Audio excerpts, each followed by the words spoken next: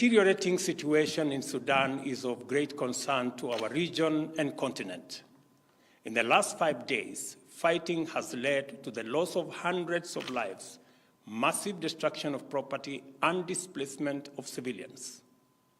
Kenya is deeply alarmed that a misunderstanding over a single outstanding item in the political framework agreement, namely the time frame for the integration of the Rapid Support Forces into the Sudan Armed Forces, has degenerated into violent conflict. As a result, the parties to the framework agreement have been engaged in military confrontation. The indiscriminate deployment of lethal power and air power by both RSF and SAF has targeted military and non-military targets, causing devastating damage to property as well as strategic public infrastructure, including roads, bridges, and airports.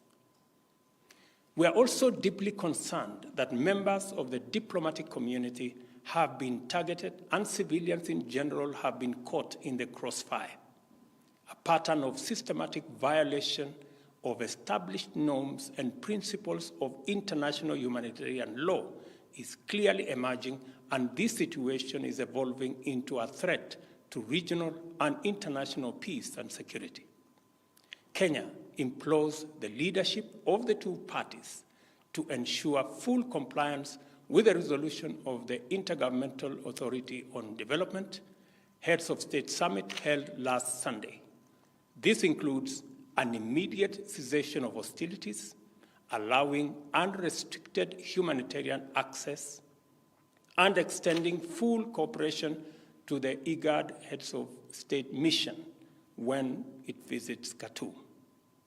The outcome of these engagements and evidence of cooperation from the two parties will be crucial to the resumption and conclusion of the negotiations on the political framework agreement.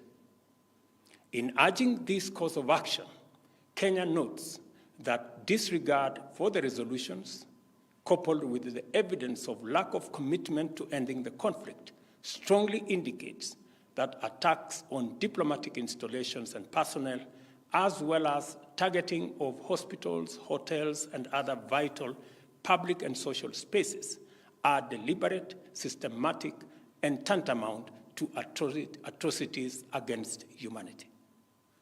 There is real danger that the escalation of hostilities in Sudan could implicate external, regional, and international actors and degenerate into a security and humanitarian crisis on a disastrous scale.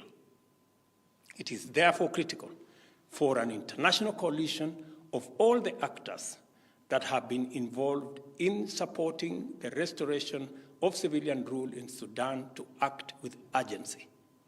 The United Nations, Africa Union, IGAD, and all the other stakeholders for the Sudan must lead a process that extends beyond mere cessation of hostilities towards the restoration of sustainable peace, security, and stability.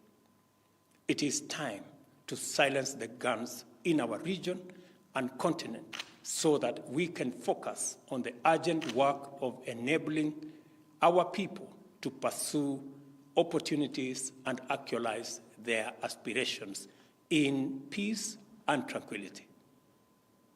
Time is of the essence.